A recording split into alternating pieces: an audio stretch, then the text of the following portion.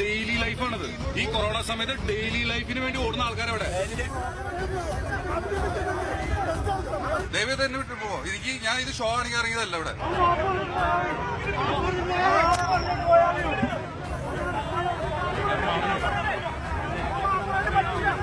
ജനങ്ങൾക്ക് വേണ്ടിയിട്ടുള്ള സമരമാണ്. ഇവിടെ വന്ന് കള്ളു കുടിച്ച് സിനിമയിൽ ചെയ്യുന്നത് പോലെ ഷോ വർക്ക് കാണിച്ചാൽ അതൊന്നും അംഗീകരിച്ചു കൊടുക്കാൻ ഞങ്ങൾക്ക് കഴിയില്ല. ഇയാൾ ആരാ? വളരെ മോശമായിട്ട് എടി പോടി എന്ന് വിളിക്കുകയും പരസ്യം ഉന്തും തള്ളും ഉണ്ടാകുന്ന രീതിയിൽ വനിതകളാണെന്നുള്ള പോലും ചിന്തിക്കാത്തുള്ള രീതിയിൽ. ഞാൻ മദ്യപിച്ചിട്ടുമില്ല. വേറൊരു കാര്യം ഇവിടെ ഉണ്ട്. ഞാൻ സ്ത്രീകളോട് മോശമായിട്ട് പെരുമാറുന്നത്. എനിക്കൊരു മോളുണ്ട്, അമ്മയുണ്ട്, പെങ്ങളുണ്ട്. ഇവരൊക്കെ പൊന്നുപോലെ നോക്കുന്ന ഒരാളാണ്. കേരളത്തിൽ ഒരു സ്ത്രീയോട് ഞാൻ മോശമായിട്ട് പെരുമാറിയിട്ടുമില്ല.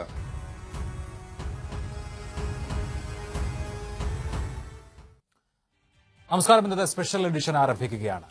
കോൺഗ്രസ് എറണാകുളം നഗരത്തിൽ നടത്തിയ വഴി തടയൽ സമരത്തിൽ കുരുക്കിൽപ്പെട്ട നടൻ ജോജു ജോർജ് പ്രതികരിച്ചതാണ് ഇന്ന് കേരളം ചർച്ച ചെയ്യുന്നത്. പെട്രോളിയം വില വർധനവ് ജനങ്ങളുടെ ദുരിതം ഇരട്ടിപ്പിക്കുന്നു എന്നത് യാഥാർത്ഥ്യമാണ്. പക്ഷേ അതേ ജനങ്ങളെ ബുദ്ധിമുട്ടിച്ചുകൊണ്ടാണോ വില വർധനവിനെതിരെ സമരം ചെയ്യേണ്ടത് എന്നത് ഒരു കാതലായ ചോദ്യമാണ്.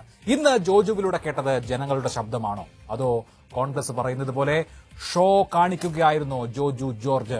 ഈ വിഷയത്തിൽ എന്നോടൊപ്പം Shri Muhammad Shiyas, Ernakulam DCC president, Shri S Satheesh, DYFI സംസ്ഥാന അധ്യക്ഷൻ, ശ്രീ B ഉണ്ണികൃഷ്ണൻ, ചലച്ചിത്ര സംവിധായകനും FEFCAയുടെ അധ്യക്ഷനും, ശ്രീ S ജയസൂര്യൻ, BJP എന്നിവർ. ആദ്യം ശ്രീ S സതീഷ്. DYFIയും CPMും LDFും ഒക്കെ സമരങ്ങൾ നടത്തുന്നവരാണ്. നിങ്ങളുടെ സമരത്തിനിടയിൽ ആരെങ്കിലും ജനങ്ങൾക്ക് ഇതുവഴി പോകാനുള്ള അവകാശവും ഉണ്ട് എന്ന് പറഞ്ഞാൽ നിങ്ങൾ എങ്ങനെ പ്രതികരിക്കുമോ അതുപോലെയല്ലേ ഇന്ന് കോൺഗ്രസുകാരും പ്രതികരിച്ചിരിക്കുന്നത്? ഇത് പൊതുവെ സംഘടിതരായ എല്ലാ വിഭാഗങ്ങൾക്കും, അത് രാഷ്ട്രീയ കക്ഷികളാകട്ടെ, സാമുദായിക സംഘടനകളാകട്ടെ, മറ്റ് സംഘടിത ഗ്രൂപ്പുകളാകട്ടെ, ഒറ്റപ്പെട്ട മനുഷ്യരുടെ പ്രതിഷേധങ്ങളെയോ അവരുടെ വികാരങ്ങളെയോ ഒക്കെ ഈ നിലയിൽ കാണാനല്ലേ അറിയൂ?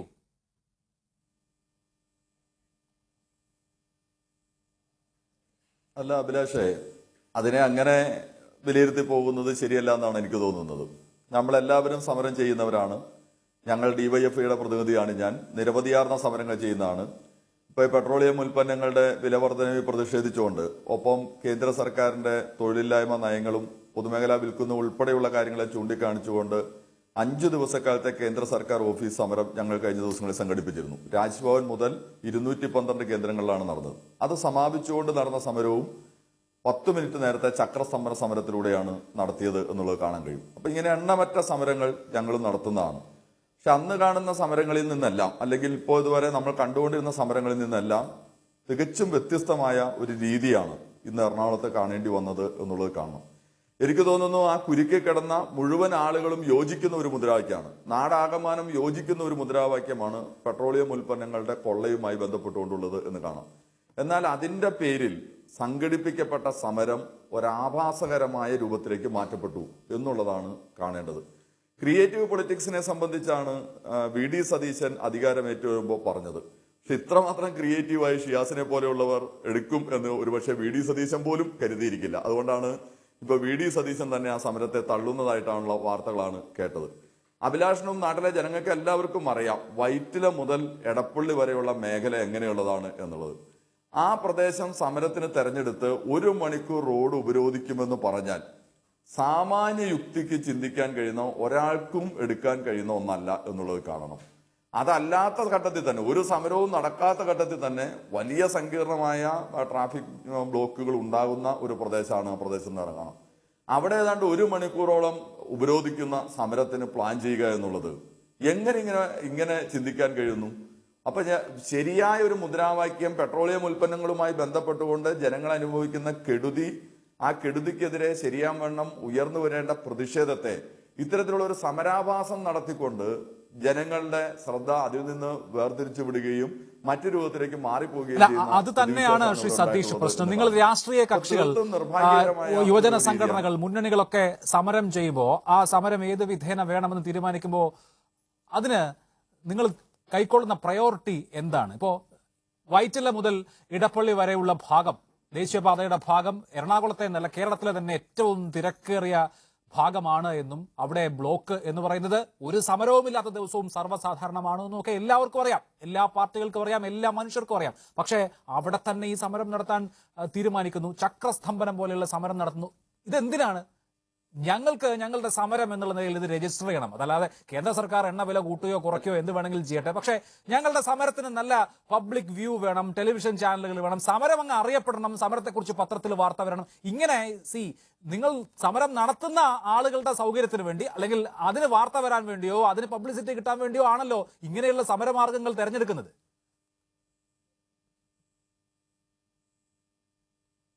അല്ല, ഈ സമരം നടത്തുന്നവരുടെ തൃപ്തിക്ക് വേണ്ടി നടക്കുന്നതല്ല. സമരം സ്വാഭാവികമായിട്ടും ജനങ്ങളുടെ ആവശ്യങ്ങൾ മുൻനിർത്തി നടക്കുന്ന സമരങ്ങളാണ്. പക്ഷെ ആ സമരങ്ങൾ ഏത് രീതിയിൽ വേണമെന്ന് തീരുമാനിക്കപ്പെടുന്നത് ഓരോ സംഘടനയുടെയും നേതൃത്വവും അതിന്റെ ഘടകങ്ങളും എല്ലാമാണല്ലോ.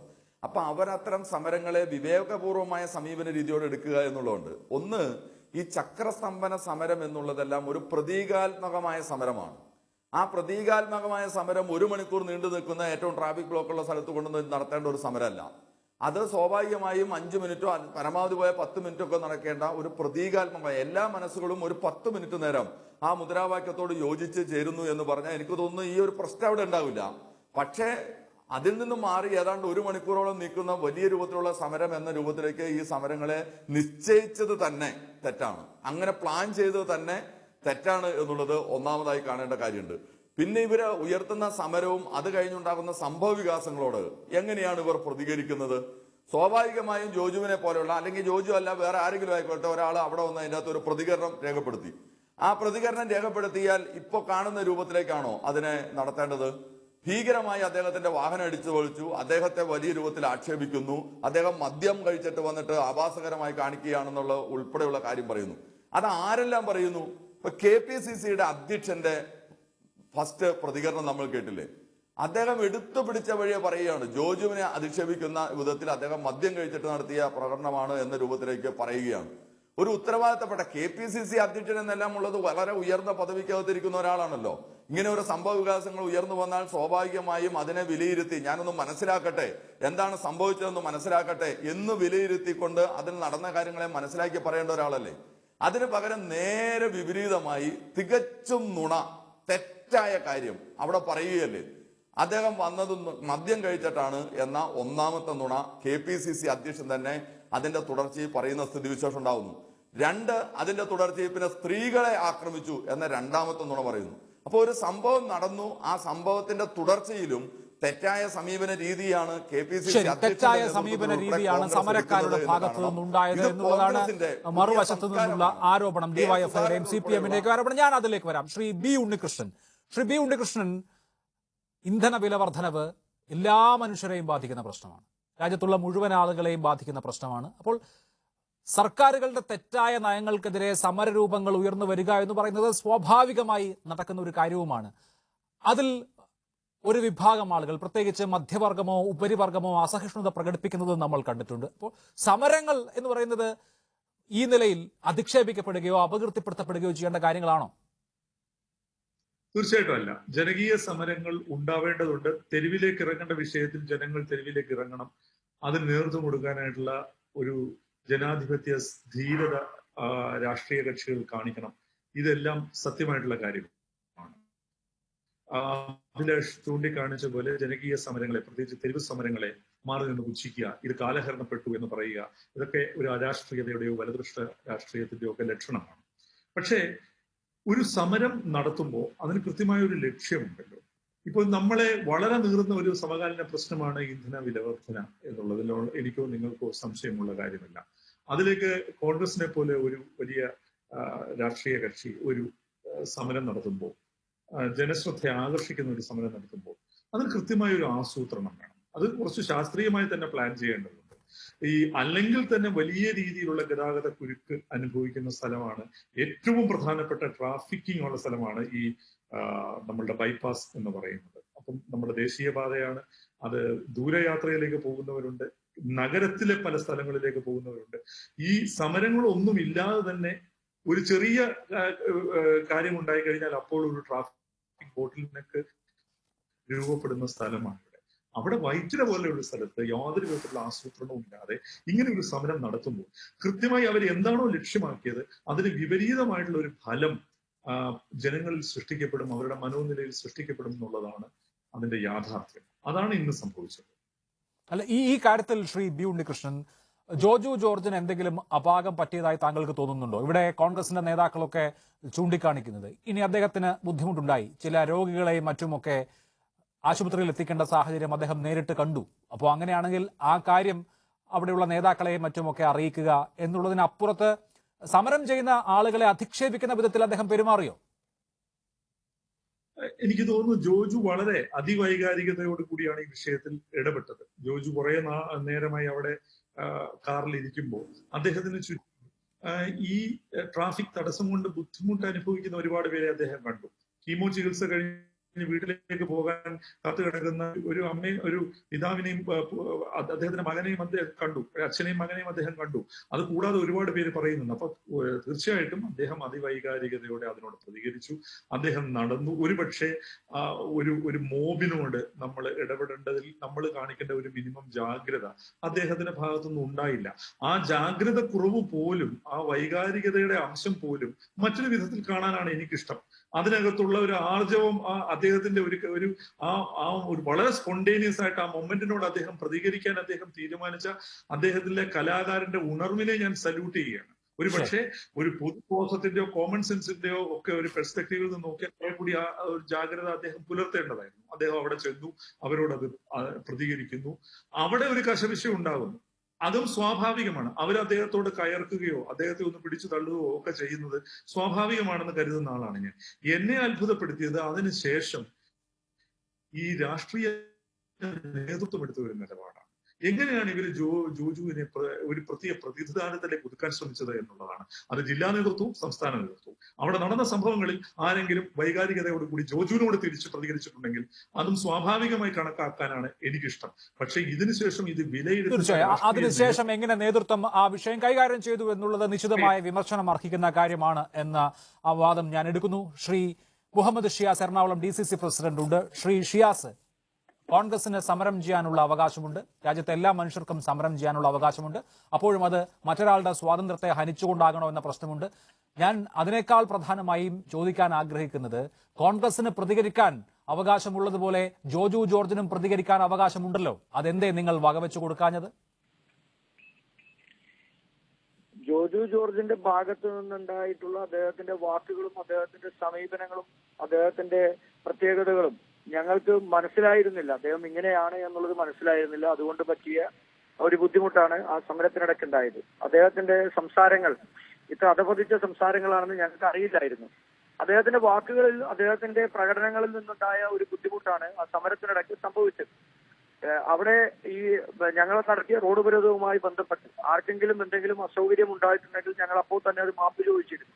ഈ സമരത്തിന്റെ ഒരു പ്രത്യേകത രാജ്യത്ത് ജീവിക്കാൻ കഴിയാത്ത ഒരു സാഹചര്യം സൃഷ്ടിക്കുന്ന തീർച്ചയായിട്ടും ഞാൻ രാജ്യത്തെ ആളുകളുടെ ജീവിതം ദുസ്സഹമാണെന്ന പോയിന്റിനോട് യോജിക്കുന്നു. പക്ഷെ അതേ ദുസ്സഹമായ സാഹചര്യം നേരിടുന്ന, ദൈനംദിനം പെട്രോൾ അടിച്ച് പോകേണ്ടി വരുന്ന ആളുകൾ തന്നെയാണല്ലോ നിങ്ങളുടെ ഈ സമരത്തിൽ ഇങ്ങനെ കിടക്കേണ്ടി വരുന്നതും. 1 മണിക്കൂറോ 1.5 മണിക്കൂറോ ഒക്കെ ബ്ലോക്കിൽ കിടന്ന ആരും ദേഷ്യപ്പെട്ടു പോകില്ലേ? ഷിയാസ് എത്രയോ കാലം കൊണ്ട് എറണാകുളത്ത് നിൽക്കുന്ന ആളാണ്, അറിയാം. കേരളത്തിലെ തന്നെ ഏറ്റവും തിരക്കേറിയിട്ടുള്ള സ്ട്രെച്ചാണ് ഈ വൈറ്റില ഇടപ്പള്ളി സ്ട്രെച്ചിൽ വണ്ടികൾ കുറുകയിട്ട് റോഡ് കംപ്ലീറ്റ് ബ്ലോക്ക് ചെയ്തൊരു സമരം നടത്തുക എന്ന് പറയുന്നതിനെ എങ്ങനെയാണ് നമ്മൾ പ്രതിഷേധമായിട്ട് എടുക്കുക? ജനങ്ങൾക്കുണ്ടാവുന്ന ബുദ്ധിമുട്ടിനെ നിങ്ങൾ രാഷ്ട്രീയ സമൂഹം ഒരു തരത്തിലും വകവയ്ക്കുന്നില്ല എന്ന് പറയുന്നത് സങ്കടകരമാണ്. ഒരിക്കലുമല്ല. ഞങ്ങൾക്കറിയാം, ഇത് ഞങ്ങൾ നേരത്തെ മുൻകൂട്ടി നോട്ടീസ് കൊടുത്ത അതിന്റെ ക്രമീകരണങ്ങൾ പോലീസ് ഉദ്യോഗസ്ഥന്മാരുമായി സംസാരിച്ച് അതിനുശേഷം നടത്തിയ ഒരു സമരമാണ്. ഇന്നലെയും മിനിഞ്ഞാന്നും ഒക്കെ ഈ പത്രങ്ങളിൽ ഉണ്ടായിരുന്നു, മാധ്യമങ്ങൾ കൂടി അറിയിച്ചു. 11 മണി മുതൽ 11:30 വരെ ഈ സമരത്തിന്റെ പ്രത്യേകതകൾ മനസ്സിലാക്കി അതിന് സഹകരിക്കണമെന്ന് ഞങ്ങൾ എല്ലാവരോടും അഭ്യർത്ഥിച്ചു. അതിനിടയ്ക്കുണ്ടായ അനിഷ്ട സംഭവങ്ങളാണിതല്ല. 1500 വാഹനങ്ങളാണ് ജില്ലയുടെ വിവിധ ഭാഗങ്ങളിൽ നിന്ന് തന്നെ വന്നത്. സ്വാഭാവികമായിട്ടും ഉണ്ടായ ഒരു ബുദ്ധിമുട്ട് അത് ഞങ്ങൾ മനസ്സിലാക്കുന്നു. ഇതിന്റെ ഈ സമരത്തിന്റെ ഒരു തീഷ്ണത അത്രത്തോളം ഉണ്ട് എന്നുള്ളത് കൊണ്ടാണ് ഈ വിഷയത്തിന്റെ തീഷ്ണത നമുക്കറിയാം. പക്ഷേ ഷിയാസ് നോക്കൂ, സാധാരണ ദിവസം പോലും വലിയ ബ്ലോക്ക് ഉണ്ടാവുന്ന ഇടപ്പള്ളി വൈറ്റില മേഖലയിൽ എറണാകുളം ജില്ലയിലെ 1500 വാഹനങ്ങൾ കൊണ്ടുവന്ന് നിർത്തിയിടുക എന്ന് പറയുന്നത് എന്ത് അക്രമമാണ് എന്ന് അങ്ങ് സ്വയം ഒന്ന് ആലോചിച്ച് നോക്കൂ. ഈ സമരത്തിന്റെ ഒരു തീക്ഷണത അത്രത്തോളം ഉണ്ട്. ജനങ്ങളെല്ലാം സഹിക്കുകയാണ്.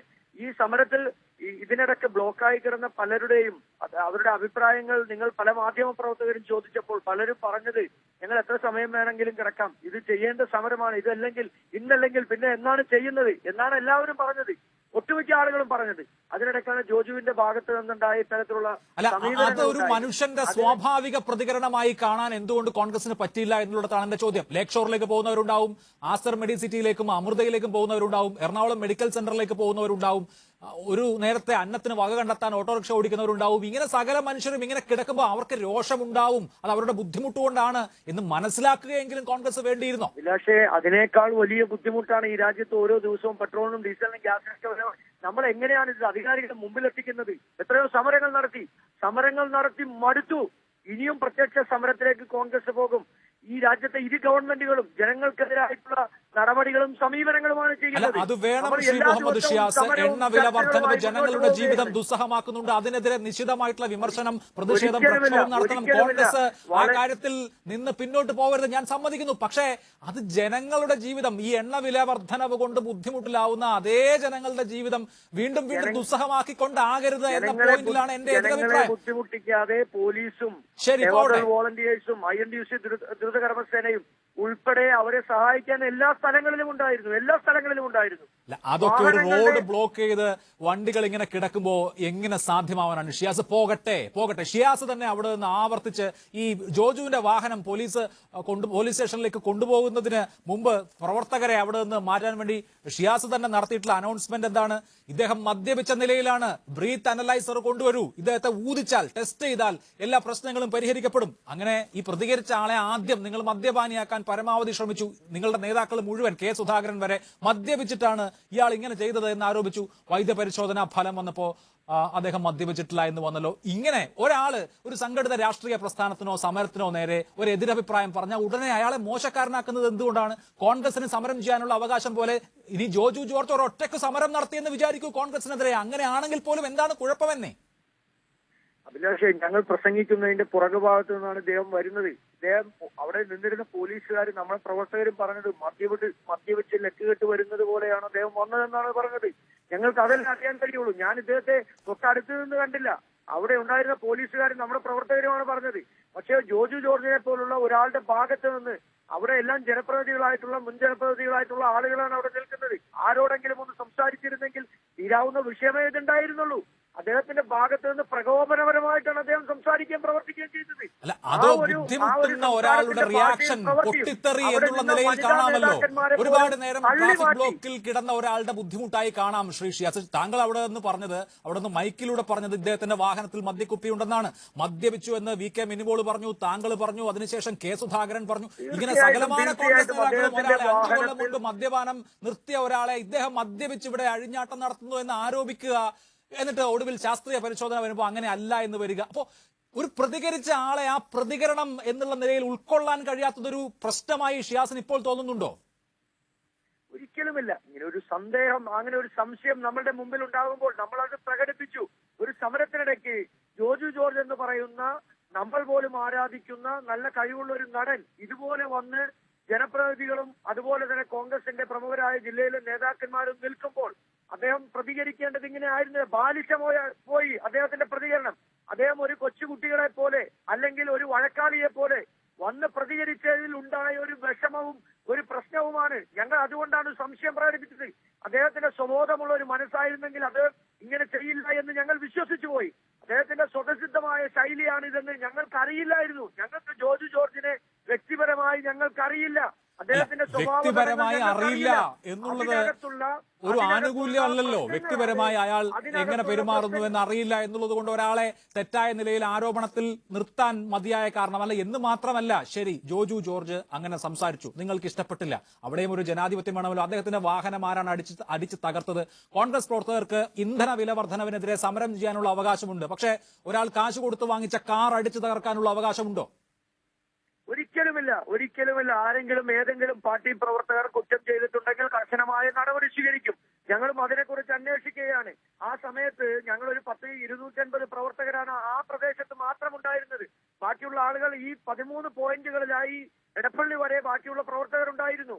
അപ്പോൾ അതുകൊണ്ട് തന്നെ അവിടെ 10-400 ആളുകളാണ് ഇതുമായി ബന്ധപ്പെട്ട് അവിടെ കൂടിയത്. ആരാണ് ഏത് സാമൂഹ്യ വിരുദ്ധരാണ്? ഒരിക്കലും ഒരു സാമൂഹ്യ വിരുദ്ധർ എങ്ങനെയാണ് കോൺഗ്രസിന്റെ സമരത്തിൽ വരിക? കോൺഗ്രസിന്റെ സമരത്തിൽ കോൺഗ്രസുകാരല്ലേ ഉണ്ടാവുക? ടോണി ചമ്മണി ആ വാഹനത്തിന്റെ ബോണറ്റിൽ അടിക്കുന്ന ദൃശ്യങ്ങൾ തന്നെ വന്നിട്ടുണ്ട്. അപ്പോൾ ആരും അവിടെ ഉണ്ടായിരുന്നില്ല, നേതാക്കൾ ആരും അറിഞ്ഞിരുന്നില്ല, മിസ്ക്രിയൻസ് ആണെന്നൊന്നും പറയരുത്. ദൃശ്യങ്ങളടക്കം വന്നിട്ടുണ്ടല്ലോ.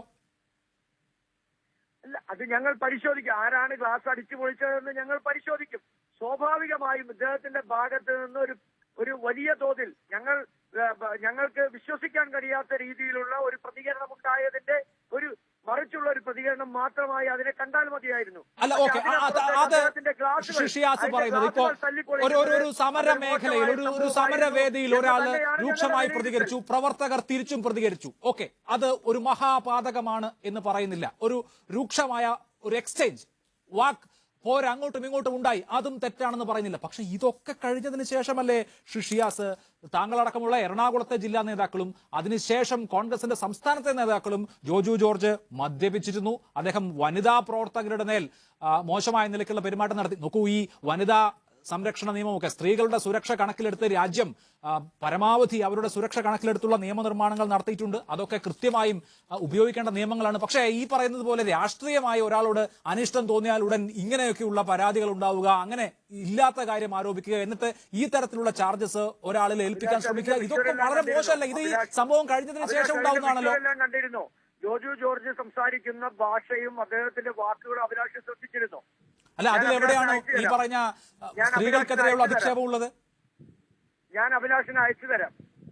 ഓക്കെ, ഞാൻ എന്തായാലും കണ്ട വിഷ്വലുകളിലൊന്നും സ്ത്രീകൾക്കെതിരെയുള്ള അധിക്ഷേപം കണ്ടില്ല. ആദ്യം ഇദ്ദേഹം വന്നപ്പോഴുണ്ടായ അധിക്ഷേപം അത് ചിത്രീകരിക്കാൻ ക്യാമറകൾ മുഴുവൻ ഫ്രണ്ടിലായിരുന്നതുകൊണ്ട് ഞങ്ങൾക്ക് അത് സാധിച്ചില്ല. രണ്ടാമത് വന്ന് പറഞ്ഞ കാര്യങ്ങൾ മുഴുവൻ ഞങ്ങളുടെ കയ്യിലുണ്ട്. അത് നവമാധ്യമങ്ങളിലൂടെ ഇപ്പോൾ ആളുകൾ പ്രചരിപ്പിക്കുന്നുണ്ട്. അല്ല, അഭിലാഷ് ഒന്ന് കേൾക്കണം. ശരി, ഇനി ഞാൻ കണ്ടില്ല. ഇനി അങ്ങനെ ഒരു പ്രശ്നം ഉണ്ടെങ്കിൽ കാണാം. പക്ഷേ ജോജു ജോർജ് ഏതെങ്കിലും ഒരു വനിതാ നേതാവിനോടോ വനിതാ പ്രവർത്തകയോടോ അപമര്യാദയായി പെരുമാറിയിട്ടുണ്ടോ? അതിന്റെ ദൃശ്യങ്ങൾ നിങ്ങളുടെ പ്രവർത്തകർ മൊബൈൽ ഫോണിൽ ചിത്രീകരിച്ചതെങ്കിലും ഉണ്ടോ? സ്ത്രീകളെ തട്ടിമാറ്റിയിട്ടാണ് അദ്ദേഹം വന്നത്. സ്ത്രീകളെ തട്ടിമാറ്റി, കൈകൾക്ക് തട്ടിമാറ്റിയിട്ടാണ് അദ്ദേഹം വന്നത്. ഉത്തരവാദിത്തപ്പെട്ട കോർപ്പറേഷൻ കൗൺസിലറും മഹിളാ കോൺഗ്രസിന്റെ ജില്ലാ പ്രസിഡന്റും ഉൾപ്പെടെയുള്ള ആളുകളാണ്. ആ ആളുകളെ തട്ടിമാറ്റിയിട്ട് അദ്ദേഹം കടന്നു വന്ന് മുണ്ട് മടക്കി കുത്തി ഒച്ചയുണ്ടാക്കി ആക്രോശിച്ച് ഇന്ത്യൻ ശിക്ഷാ നിയമം അനുസരിച്ച് ഒരു കുറ്റകൃത്യമല്ലല്ലോ.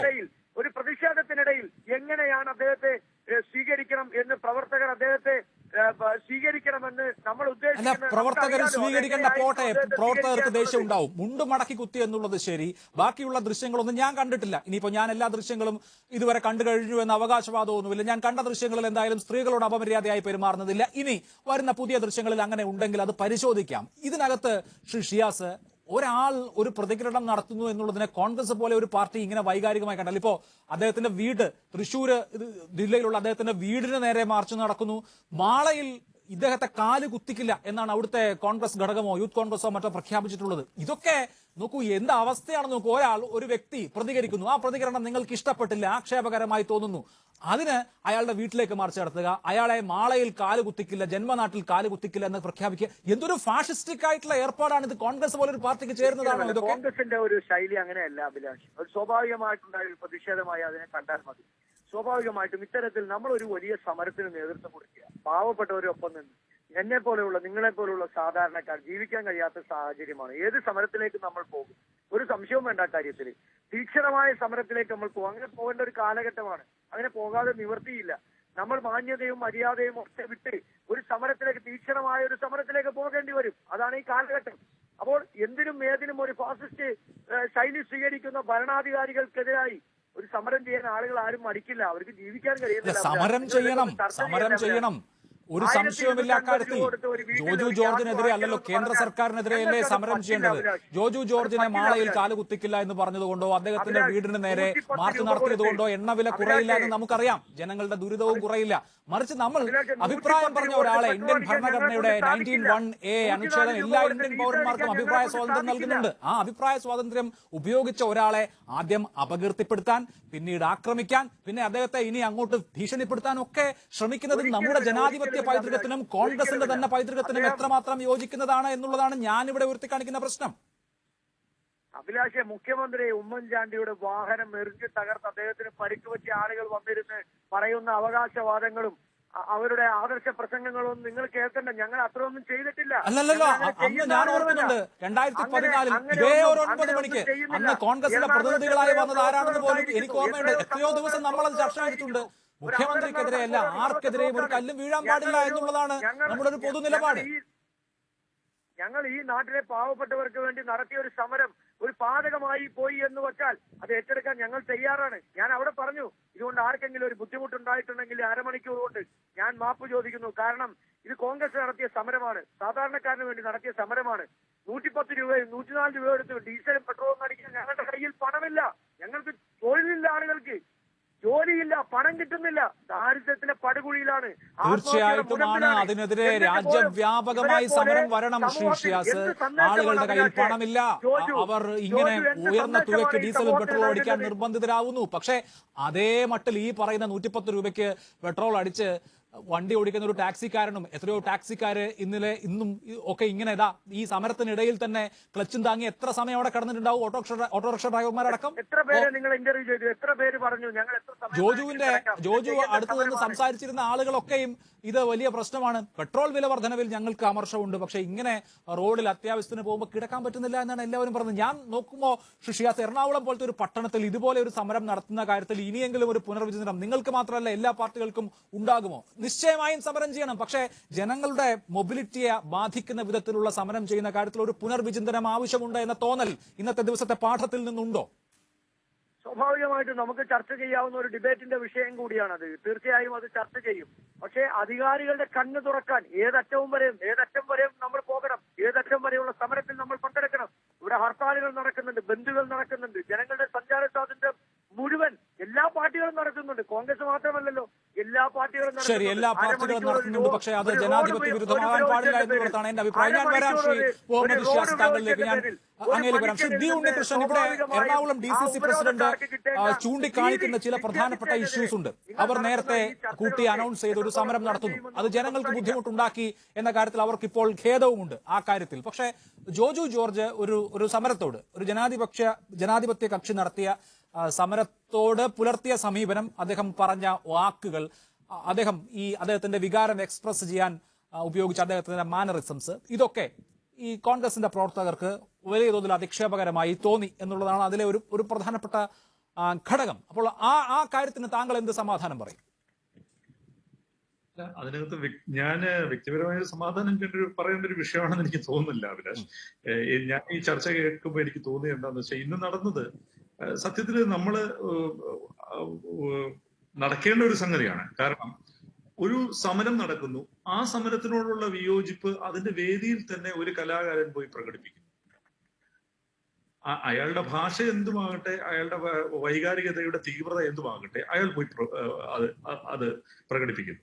അവിടെ അതേ വൈകാരികതയോടെ അയാളെ ആളുകൾ നേരിട്ടാൽ, താങ്കൾ തന്നെ പറഞ്ഞതുപോലെ ഒരു വാക്ക് പോരുണ്ടായാൽ, അല്ലെങ്കിൽ അയാളെ ഒന്ന് തള്ളി മാറ്റിയാൽ, ഇതെല്ലാം നമുക്ക് മനസ്സിലാക്കാൻ പറ്റും. പക്ഷെ എന്താ ഇവിടെ സംഭവിക്കുന്നത്? ഇവിടെ ഒന്നുകിൽ അയാൾ മദ്യപാൻ, അല്ലെങ്കിൽ അയാൾ ഒരു കുട്ടിയെ പോലെ. ഇപ്പൊ ശ്രീ മുഹമ്മദ് ഷിയാസ് പറഞ്ഞ, ഒന്നുകിൽ അദ്ദേഹം മദ്യപാനാണ്, അല്ലെങ്കിൽ ഒരു കുട്ടിയെ പോലെ ബാലിശമായി പെരുമാറി. അപ്പൊ ഒരു പ്രത്യേകതരം പക്വതയുടെ പാരഡൈം ഉണ്ടാക്കി വെച്ചിട്ട് ഒരു കലാകാരനെ വിചാരണ ചെയ്യുന്നത്. അവിടെ നിൽക്കുന്ന കോൺഗ്രസ് പ്രവർത്തകരെല്ലാം മുണ്ട് നിവർത്തിയിട്ട് വളരെ ഡീസന്റ്, ഞാൻ പറയുന്നത് ഉദ്ധരണി ചിഹ്നങ്ങൾക്കകത്ത് അങ്ങനെ നിൽക്കുന്നവരാണോ? എല്ലാവരും മുണ്ട് മടക്കി കുത്തി പച്ച മനുഷ്യരായി വികാരം പ്രകടിപ്പിച്ച് വളരെ സുതാര്യമായി സ്വയം വെളിപ്പെടുന്ന ഒരു കാർണിവൽ സ്പേസ് ആണ് ഒരു സമരത്തിന്റെ സ്പേസ് എന്ന് പറയുന്നത്. അവിടേക്ക് ഒരാൾ വരുന്നു, നിങ്ങളെ ചോദ്യം ചെയ്യുന്നു, ആ ചോദ്യത്തെ അതേ തീവ്രതയോടെ നിങ്ങൾ നേരിടും. അതിനൊരു ജനാധിപത്യ സംവാദത്തിന്റെ സ്വഭാവം ഉണ്ടായിരിക്കും. പക്ഷെ അയാൾ പോയി കഴിഞ്ഞിട്ട് അയാൾ പെണ്ണുപിടിയനായി മാറുന്നു, അയാൾ മുഴുക്കുടിയനായി മാറുന്നു, അയാൾ ഭ്രാന്തനായി മാറുന്നു, അയാൾ മുണ്ടുമാടിക്കുത്തിയ തെരുവ് ഗുണ്ടയായി മാറുന്നു. അത് അത്തരത്തിലുള്ള വിധി ന്യായം പുറപ്പെടുവിക്കുന്നവരാരാണ്? ഈ എറണാകുളം ജില്ലയിൽ കോൺഗ്രസിനെ നയിക്കുന്ന ആളാണ്, അതുപോലെ കേരളത്തിൽ കോൺഗ്രസിനെ നയിക്കുന്ന ഒരാളാണ്. അതിനോടാണ് ഞങ്ങൾക്ക് പ്രതിഷേധം, അതിനാണ് ഞങ്ങൾക്ക് വേദന. അങ്ങനെയാണോ ഈ വിഷയം കാണേണ്ടത്? അങ്ങനെയാണോ ജോജു ജോർജ് എന്ന കലാകാരന്റെ ഇടപെടലിനെ നമ്മൾ വായിക്കേണ്ടത്? ആ തെറ്റിവായന എന്താണ് ഇനിയും അവർ മനസ്സിലാക്കാത്തത്? ഇതിനകത്ത് അവിടെ നടന്ന വൈകാരികമായ എക്സ്ചേഞ്ചിലൊന്നും ഞങ്ങൾക്ക് യാതൊരു പരാതിയുമില്ല. പെട്ടെന്ന് താങ്കൾ തന്നെ ചൂണ്ടിക്കാണിച്ച പോലെ സ്ത്രീ സുരക്ഷയെ മുൻനിർത്തി നമ്മൾ നിയമനിർമ്മാണം വളരെ അവധാനതയോടുകൂടി നടത്തിയിട്ടുണ്ട്. അതുവരെ നമുക്ക് ഒരു പ്രത്യേക സ്പേസിലേക്ക് മാറ്റി പ്രതിഷ്ഠിച്ചുകൊണ്ട് അദ്ദേഹത്തിന്റെ പ്രതിഷേധത്തെ റദ്ദാക്കാനല്ലേ നോക്കുന്നത്. ആ പ്രതിഷേധത്തെ അതേ അർത്ഥത്തിൽ അഡ്രസ് ചെയ്യാൻ ഇവർ എന്തുകൊണ്ട് തയ്യാറാകുന്നില്ല? ഞാൻ ഓർത്തു ആദ്യം ശ്രീ സുധാകരൻ സംസാരിച്ചപ്പോൾ അദ്ദേഹത്തിന് കിട്ടിയ ആദ്യത്തെ വിവരങ്ങളുടെ അടിസ്ഥാനത്തിലാണ് അദ്ദേഹവും വൈകാരികമായി അതിനോട് പ്രതികരിച്ചത്. പക്ഷെ പിന്നീട് അദ്ദേഹം ഒരു ഫേസ്ബുക്ക് പോസ്റ്റ് ഇട്ടു. ഇപ്പൊ മനോരമയില് ഓൺലൈനിൽ ജോജുവിന്റെ ഒരു റിപ്പോർട്ട് വന്നപ്പോൾ അതിന്റെ താഴെ എനിക്ക് ഏറെ സ്നേഹമുള്ള, എനിക്ക് വളരെ അടുത്ത പരിചയമുള്ള ശബരിനാഥിനെ പോലെ ഒരു ചെറുപ്പക്കാരൻ വന്ന് പോയി തരത്തിപ്പോയി കളിക്കടേ എന്നാണ് അതിന്റെ താഴെ എഴുതുന്നത്. എന്ത് തരത്തിലുള്ള ഒരു ഡിസ്കോഴ്സ് ആണ് ഇത്? എന്ത് തരത്തിലുള്ള ഒരു ജനാധിപത്യ സംവാദമാണിത് അഭിലാഷ്? അത് മനസ്സിലാവുന്നു. ഓക്കെ, അതാണ് കലാകാരന്മാരുടെ ഇടയിൽ നിന്ന് ഉയർന്ന ഒരു പ്രധാനപ്പെട്ട ചോദ്യം. എങ്ങനെയാണ് ഇതൊരു ഡെമോക്രാറ്റിക് ഡിസ്കോഴ്സ് ആയി നമുക്ക് എടുക്കാൻ കഴിയുക എന്നുള്ളത്. ഞാൻ അതിലേക്ക് വരാം. ശ്രീ എസ് ജയസൂര്യൻ, ഇന്ധന വില വർധനവിനെതിരെ അതിശക്തമായ പ്രതിഷേധം നമ്മുടെ സമൂഹത്തിലുണ്ട്. ഇന്നിപ്പോൾ കോൺഗ്രസ് നടത്തിയ പ്രതിഷേധത്തിൽ ട്രാഫിക് ബ്ലോക്ക് മൂലം ജനങ്ങൾക്ക് ബുദ്ധിമുട്ടുണ്ടായി എന്നുള്ളത് കൊണ്ട് അത് ചർച്ച ചെയ്യപ്പെടുന്നു എന്നുള്ളതേ ഉള്ളൂ. അതല്ലാതെ ഇന്ധന വില വർധനവ് ഉണ്ടാക്കുന്ന കെടുതികൾ, ജനങ്ങൾക്കുണ്ടാവുന്ന പ്രശ്നങ്ങൾ ഇല്ലാതാവുന്നില്ല. അതുകൊണ്ട് കോൺഗ്രസിന്റെ സമരത്തെക്കുറിച്ചുയർന്ന ചർച്ച കൊണ്ട് ഇതിൽ നിന്ന് BJP രക്ഷപ്പെട്ടു പോകും എന്ന് കരുതുന്നുണ്ടോ?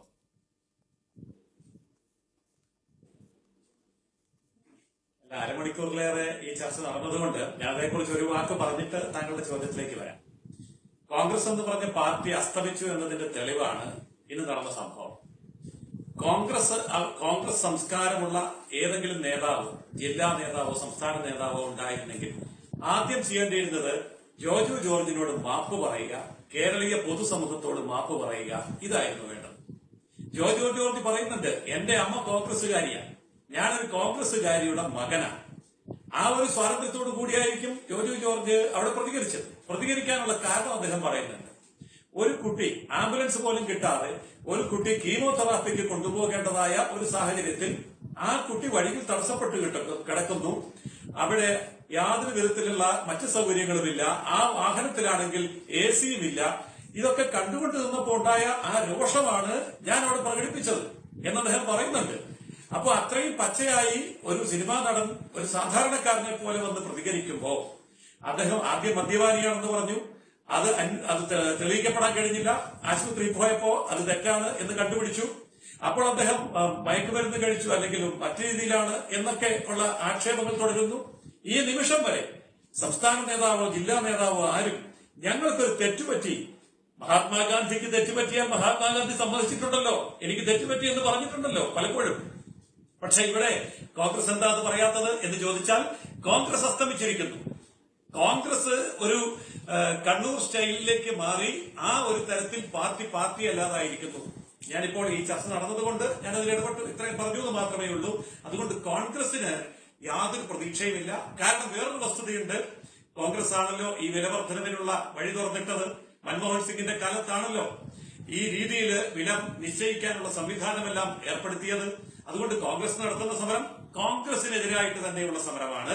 അതൊരിക്കലും പെട്രോളിന്റെയോ ഡീസലിന്റെയോ പ്രൈസ് ഡീറെഗുലേറ്റ് ചെയ്തത് കൊണ്ട് മാത്രമല്ല ഇപ്പൊ ഇത്രയധികം ഭാരം ജനങ്ങൾക്ക് ഉണ്ടായിട്ടുള്ളത്. മൻമോഹൻ സിംഗിന്റെ കാലത്ത് 9 രൂപയായിരുന്നു പെട്രോളിന്മേലുള്ള കേന്ദ്ര നികുതിയെങ്കിൽ ഇന്നത് 32 രൂപ 90 പൈസയാണ്. അപ്പോ എത്ര തവണ ടാക്സിൽ വർധനവ് വരുത്തിയിട്ടുണ്ട് എന്നുള്ള കാര്യം ആലോചിക്കണം. കോൺഗ്രസ് ഭരിച്ചിരുന്ന കാലത്തേക്കാൾ എത്ര ഇരട്ടിയാണ് ഇപ്പോൾ ജനങ്ങളുടെ ഈ പെട്രോൾ അടിക്കുന്ന കാര്യത്തിൽ നിന്ന് കേന്ദ്ര സർക്കാർ ഉണ്ടാക്കുന്ന വരുമാനം എങ്ങനെയൊക്കെയാണ് ജനങ്ങളെ പിഴിയുന്നത് എന്നുള്ളത് കൂടി നമ്മൾ മനസ്സിലാക്കണമല്ലോ.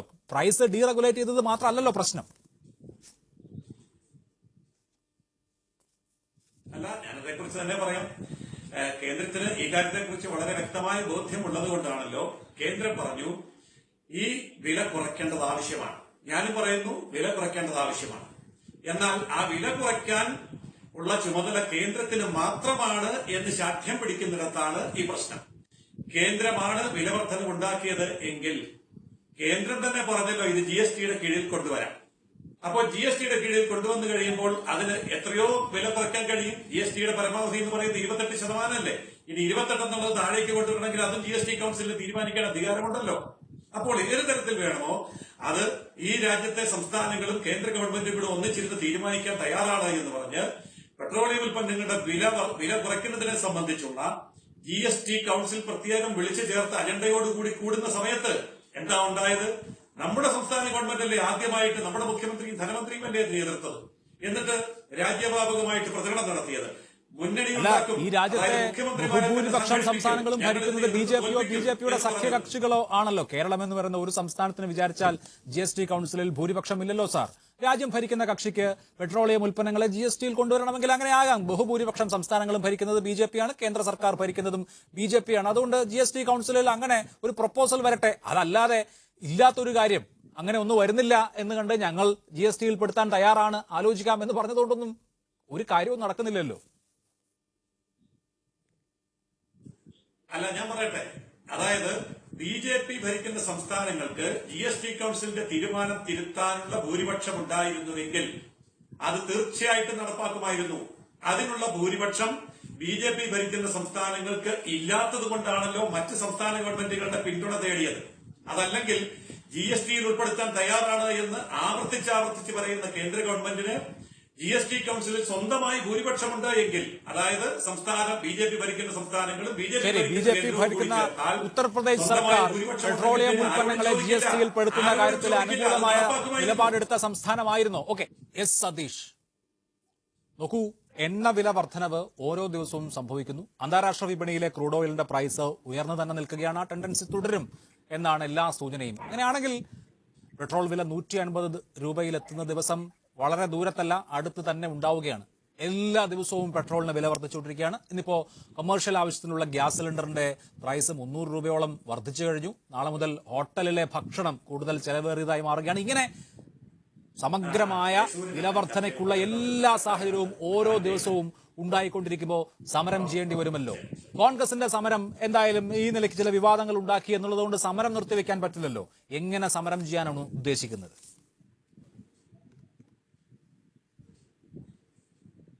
അല്ല, സമരം ചെയ്യേണ്ടി വരും എന്നുള്ളത് തീർച്ചയാണ്. അതിശക്തമായ സമരം ചെയ്യേണ്ടി വരും എന്ന കാര്യത്തിൽ ഒരു തർക്കവുമില്ല. ജനങ്ങളുടെ ജീവിതത്തെ വലിയ രൂപത്തിൽ പ്രയാസകരമാക്കുന്ന വിധത്തിലാണ് കേന്ദ്ര സർക്കാർ ഈ പെട്രോളിയം ഉൽപ്പന്നങ്ങളുടെ മേൽ നടത്തിക്കൊണ്ടിരിക്കുന്ന നികുതി ഭാരം അതിന്റെ ഭാഗമായി പോകുന്നത്. ഈ സമരങ്ങളിൽ നമ്മൾ കാണേണ്ടത്, കോൺഗ്രസ് ഇപ്പോൾ സമരമുഖരിതമായി വരുന്നു എന്ന് ഷിയാസ് ഒക്കെ പറയുന്നത് നല്ലത് തന്നെ, ഞാൻ അതിനെ സ്വാഗതം ചെയ്യുകയാണ്. പക്ഷേ കോൺഗ്രസിന് ഈ സമരത്തിന്റെ മുന്നിൽ നിൽക്കുമ്പോൾ ഒരു മനസാക്ഷി കുത്തുണ്ട്. അതുകൂടി ഒരു പ്രശ്നമാണ്.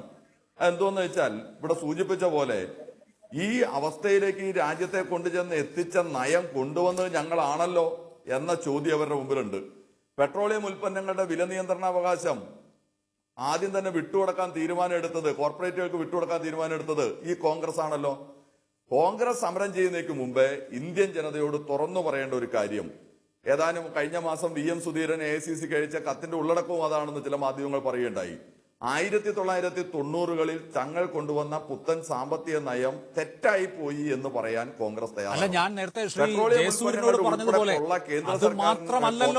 വിട്ടുകൊടുത്ത നയം അത് മാത്രമല്ലല്ലോ പ്രശ്നം. പെട്രോളിയം പ്രൈസ് ഈ നിലയിൽ വിപണിക്ക് വിട്ടുകൊടുത്തത് മാത്രമല്ല, കേന്ദ്ര സർക്കാർ ചുമത്തിയിരിക്കുന്ന ഓരോരോ തവണയും ചുമത്തിയിരിക്കുന്ന അധിക നികുതിയാണ് ഇവിടുത്തെ കാതലായ പ്രശ്നം. ഇന്ന് മാത്രമല്ല, ഇപ്പോ കോൺഗ്രസിന് സമരം ചെയ്യാൻ ധാർമ്മികമായ അവകാശം ഉണ്ടോ എന്ന് ചോദിച്ചല്ലോ ശ്രീ സതീഷ്. അപ്പോ CPM-നോ, ഞാൻ 1 ലിറ്റർ പെട്രോൾ അടിക്കുമ്പോ 32 രൂപ 90 പൈസയാണ് മോദിയുടെ നിർമ്മല സീതാരാമന്റെ ഖജനാവിലേക്ക് പോകുന്നതെങ്കിൽ സംസ്ഥാനത്തിന്റെ ഇവിടുത്തെ KN ബാലഗോപാലിന്റെ ട്രഷറിയിലേക്ക് 26 രൂപ 38 പൈസ പോകുന്നുണ്ട്. ഞാൻ 1 ലിറ്റർ പെട്രോൾ അടിക്കുമ്പോൾ അതിൽ 26 രൂപ സംസ്ഥാന സർക്കാരിനുള്ളതാ. അതിൽ ഒരു 50 പൈസയുടെ പോലും കുറവ് വരുത്തിയിട്ടില്ലല്ലോ. അഭിലാഷ്, ഞാൻ പറഞ്ഞോട്ടെ, അഭിലാഷ് പറഞ്ഞു നിർത്തിയത് 50 പൈസ പോലും കുറവ് വരുത്തിയിട്ടില്ലല്ലോ സംസ്ഥാന സർക്കാർ എന്ന, 10 പൈസ പോലും കൂട്ടിയിട്ടില്ല എന്നാണല്ലോ അതിന്റെ അർത്ഥം. കൂട്ടിക്കൊണ്ടിരിക്കുന്നത് കേന്ദ്ര സർക്കാരാണ് എന്നാണല്ലോ അതിന്റെ അർത്ഥം. ഞാൻ പറഞ്ഞു വരുന്നതും അഭിലാഷ് ചോദിച്ച ചോദ്യത്തിലേക്ക് തന്നെയാണ്. അന്താരാഷ്ട്ര മാർക്കറ്റിലെ വിലയുമായി ബന്ധപ്പെട്ടുകൊണ്ട് തന്നെയാണ് പെട്രോളിയം ഉൽപ്പന്നങ്ങളുടെ വിലയുടെ ഒരു 40%-ന്റെയും അടിസ്ഥാനകാര്യമായ കാര്യം നിൽക്കുന്നതെന്ന് കാണാം. ഡോളറിന്റെ വില നിയന്ത്രണവുമായി ബന്ധപ്പെട്ടുകൊണ്ടും ഇതിന്റെ ഫ്ലക്ച്വേഷൻ ഉണ്ടാകുന്നതാണെന്ന് കാണാം. ഒപ്പം തന്നെ വിവിധ നികുതികൾ, ശുദ്ധീകരണ ചാർജ്, മറ്റുള്ള ചാർജുകളുടെ ഭാഗമായിട്ടും വരുന്നു.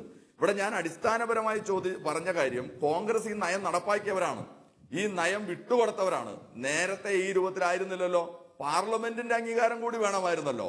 അതുപോലും ഇല്ലാത്ത രൂപത്തിൽ വിട്ടുകൊടുത്ത് ഈ സമീപനത്തിലേക്ക് സ്വീകരിച്ച കോൺഗ്രസിന് ഒരു മനസാക്ഷി കുത്തുണ്ട്. എന്നാലും അവർ സമരത്തിലേക്ക് വരുന്നതിനെ ഞാൻ സ്വാഗതം ചെയ്യുന്നു. പക്ഷെ അവർ തുറന്നു പറയേണ്ട ഒരു കാര്യം, ഞങ്ങൾ കൊണ്ടുവന്ന നയം തെറ്റായി പോയി എന്നാണ് ഒരു കാര്യം. രണ്ട്, ജയസൂര്യൻ ഇവിടെ പറഞ്ഞു. ജയസൂര്യൻ GSTയിൽ പെടുത്തുന്ന കാര്യത്തെ സംബന്ധിച്ചാണ് പറയുന്നത്. അഭിലാഷ് അപ്പൊ തന്നെ ചോദിച്ചു, ഈ കേരളത്തിന്റെ തടസ്സം കൊണ്ടാണോ? അതെയോ ജയസൂര്യൻ പറയുന്ന പോലെ കേരള സർക്കാരിന്റെ കൂടി പിന്തുണ കിട്ടിയാൽ ഞങ്ങൾക്ക് നടപ്പാക്കും എന്ന ആ സാഹചര്യം കൊണ്ടാണോ? അതുകൊണ്ടൊന്നും അല്ലല്ലോ. ഇങ്ങനെ ജനങ്ങളുടെ കണ്ണിൽ പൊടിയിടാവുന്ന സമീപനം നിങ്ങൾ സ്വീകരിക്കരുത്. GSTയിൽ ഉൾപ്പെടുത്തുക എന്നുള്ളത് സംസ്ഥാന സർക്കാരുകൾക്ക് ലഭ്യമായിക്കൊണ്ടിരിക്കുന്ന വരുമാനത്തിൽ വലിയ ഇടിവുണ്ടാക്കുന്നതാണ്. അതിനെ നിങ്ങളുടെ ഉൾപ്പെടെയുള്ള സർക്കാരുകൾ ശക്തമായി എതിർക്കുകയാണ്. അതാണ് പ്രശ്നം. BJP അത് തുറന്നു പറയണം. അത് തുറന്നു പറയാൻ സന്നദ്ധമാകാതെ ഒരു രാജ്യം ഭരിക്കുന്ന, കൂടുതൽ സംസ്ഥാനം ഭരിക്കുന്ന BJP ഗവൺമെന്റ് 9 മണിയിലെ ചർച്ചയ്ക്കകത്ത് വന്ന് കേരളത്തിലെ സർക്കാരിന്റെ കാര്യം കൊണ്ടാണ് GST പെടുത്താത്തത് എന്ന് പറയുന്നത് വളരെ അപമാനകരമാണ് എന്നാണ് എനിക്ക് അതുമായി ബന്ധപ്പെട്ട് ചൂണ്ടിക്കാണിക്കാനുള്ളത്. നമ്മൾ ചർച്ച ചെയ്തുകൊണ്ടിരുന്ന കാര്യത്തിൽ ചില കാര്യങ്ങൾ സൂചിപ്പിക്കണ്ടായി. അതിനോടുകൂടി ഒന്ന് പ്രതികരിച്ചോട്ടെ. ഒറ്റ കാര്യം അതിനോടുകൂടി ഒന്ന് പ്രതികരിക്കണം. അദ്ദേഹം പറഞ്ഞത് ജോജുവിന്റെ സംസ്കാരമില്ലായ്മ ഞങ്ങൾക്ക് അറിയാൻ പാടില്ലായിരുന്നു എന്നാണ്. ഇത് കോൺഗ്രസിന്റെ പുതിയ സംസ്കാരമാണെന്നാണ് എനിക്ക് പറയാനുള്ളത്. KS ബ്രിഗേഡിന്റെ സംസ്കാരം, പുതിയ സംസ്കാരം, K സുധാകരന്റെയും ബ്രിഗേഡ് അംഗങ്ങളുടെയും പുതിയ സംസ്കാരമാണ് എന്റെ സുഹൃത്തു കൂടിയായിട്ടുള്ള ഷിയാസിന്റെ വായിൽ നിന്ന് ഇപ്പൊ കേട്ടത്. ഷിയാസ് പറഞ്ഞ എല്ലാ കാര്യത്തോടും ഞാൻ യോജിക്കാം. ഒരു ഘട്ടം വരെ. എവിടം വരെ? നിങ്ങൾ സമരത്തിന് നേതൃത്വം കൊടുക്കുന്നു, പുറകിൽ ബഹളം ഉണ്ടാകുന്നു, നിങ്ങളൊന്നും അറിഞ്ഞിട്ടില്ല, അങ്ങനെയൊക്കെ ഉണ്ടാവും. നമ്മളെല്ലാം സമരത്തിന് നേതൃത്വം കൊടുക്കുന്നതാണ്. ഞങ്ങളുടെ അണികൾ വന്ന് പറഞ്ഞു, ഒരാൾ മദ്യപിച്ചിട്ട് വന്നിട്ടാണ് ബഹളം കൂട്ടുന്നത് എന്ന് പറഞ്ഞു. ഞാൻ അതും അംഗീകരിക്കാം. ആ ഘട്ടത്തിൽ ഷിയാസ് പ്രസംഗിച്ചു, അദ്ദേഹം മദ്യപിച്ചിട്ട് വന്നിട്ടാണ്. ഞാൻ യോജിക്കുന്നു, ചിലപ്പോ അങ്ങനെ സംഭവിച്ചു പോയേക്കാം. എന്നാൽ വൈദ്യപരിശോധനയ്ക്ക് കൊണ്ടുപോയ ജോജു മദ്യപിച്ചിട്ടില്ല എന്ന് തെളിഞ്ഞപ്പോ വിളിച്ച് ക്ഷമ പറയാൻ ഉള്ള ഒരു മര്യാദ കാണിക്കണ്ടേ? അതിന് പകരം നിങ്ങളുടെ KS ബ്രിഗേഡിന്റെ സംസ്കാരം ചെയ്തത് എന്താ? അദ്ദേഹത്തിന്റെ സ്ത്രീകൾ മാത്രമുള്ള വീട്ടിലേക്ക് പ്രകടനം നടത്തിപ്പോയി. ഇതല്ലേ ചെയ്തത്? അതാണോ മാന്യമായ സമീപനം? ഷിയാസ് പറയുന്ന പോലെ തെറ്റായ ഒരു കാര്യം ഉണ്ടായെങ്കിൽ, ഞങ്ങൾ മനസ്സിലാക്കിയില്ല തെറ്റാണെങ്കിൽ, അതുവരെ ഞങ്ങൾക്ക് തെറ്റിപ്പോയി, മനസ്സിലാക്കിയപ്പോൾ തെറ്റുണ്ടായിരുന്നു, പിന്നീട് ശാസ്ത്രീയമായി തെളിയിക്കപ്പെട്ടില്ലേ? ആ ശാസ്ത്രീയമായി തെളിയിക്കപ്പെട്ടപ്പോ ഞങ്ങൾ ക്ഷമ പറയുന്നു എന്ന് പറയണ്ടേ? അതിന് പകരം മണിക്കൂറുകൾ കഴിഞ്ഞ് 9 മണിയിലെ ചർച്ചയ്ക്കകത്ത് വന്നു ഒരു DCCയുടെ അധ്യക്ഷൻ വന്നിരുന്നു വളരെ മോശമായി പറയുകയല്ലേ? എങ്ങനെ പറയാതിരിക്കും? ഈ DCC അധ്യക്ഷൻ ഉൾപ്പെടെ നേതൃത്വം കൊടുക്കുന്ന KPCCയുടെ അധ്യക്ഷൻ K സുധാകരൻ ഇവിടെ ബഹുമാനായ ഉണ്ണികൃഷ്ണൻ ഉൾപ്പെടെ ചൂണ്ടിക്കാണിച്ച പോലെ ഒരു ഉത്തരവാദിത്തപ്പെട്ട രാഷ്ട്രീയ നേതാവിന്റെ അഭിപ്രായമാണോ രേഖപ്പെടുത്തിയത്? ശബരിനാഥിനെ പോലെയുള്ളവർ മനോരമ ഓൺലൈനിൽ വന്ന വാർത്തയുടെ ചോട്ടിനകത്ത് പോയി തരത്തിൽ കളിക്കടാ അതിനോട് പ്രതികരിക്കാം. നോക്കൂ, VD സതീശൻ, KC വേണുഗോപാൽ അടക്കമുള്ള സീനിയർ നേതാക്കൾ അവിടെ എറണാകുളത്ത് നടന്ന കാര്യങ്ങളോട് കരുതലോടെയാണ് പ്രതികരിച്ചിരിക്കുന്നത്. അല്ലെങ്കിൽ അവർ ഒരു ദൂരം പാലിച്ചിരിക്കുന്നു ആ സംഭവങ്ങളിൽ നിന്ന്. IB ഈഡൻ പോലും ഏറെക്കുറെ ആ തരത്തിലുള്ള പ്രതികരണം നടത്തിയതായിട്ടാണ് എന്റെ ശ്രദ്ധയിൽപ്പെട്ടത്. അപ്പോൾ ഈ കാര്യത്തിൽ DCCയുടെയോ KPCCയുടെയോ ഭാഗത്ത് നിന്ന് ഔദ്യോഗികമായ ഒരു ഖേദപ്രകടനം നമ്മൾ ഇനി പ്രതീക്ഷിക്കണോ? കോൺഗ്രസിൽ തന്നെ രണ്ടഭിപ്രായമുള്ളതുകൊണ്ട്. അതോ ഇങ്ങനെയാണോ കോൺഗ്രസ് പാർട്ടി സെമി കേഡറായത്?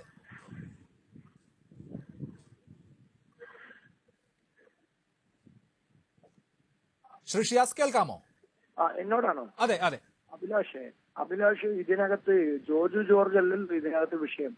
ഇതിനകത്ത് നമ്മളുടെ ഏറ്റവും ആത്യന്തികമായ വിഷയം വിലവർധനവാണ്. ഈ വിലവർധനകത്ത് നടത്തിയ സമരത്തോട് പ്രതിഷേധാത്മകമായി വളരെ മോശമായ ഭാഷയിൽ സംസാരിച്ച ഒരാൾ വരുന്നു.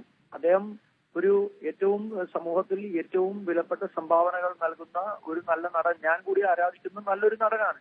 അദ്ദേഹത്തിന്റെ ഭാഗത്ത് നിന്ന് അപ്രതീക്ഷിതമായി ഉണ്ടായ ഈ സംഭവങ്ങൾ, അവിടെയുള്ള ആളുകൾ അത് സാധാരണക്കാരായിട്ടുള്ള ആളുകളാണ്. അവർ ഇത്തരത്തിലുള്ള ഒരു സമരത്തിനിടയിലേക്ക് ഒരാൾ മദ്യപിച്ചതുപോലെ ലക്കുകെട്ട് വരുന്നത് പോലെ വന്ന് അസഭ്യം പറയുന്ന തരത്തിൽ അദ്ദേഹത്തിന്റെ ശരീരഭാഷ അതായിരുന്നു.